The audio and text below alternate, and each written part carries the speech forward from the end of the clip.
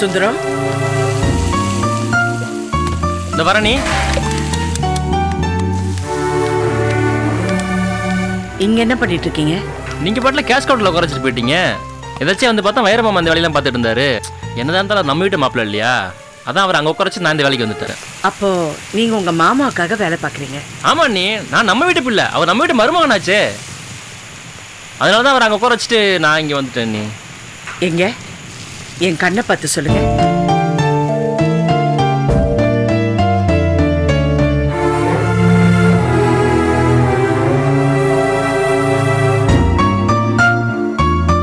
வாங்க என் கூட.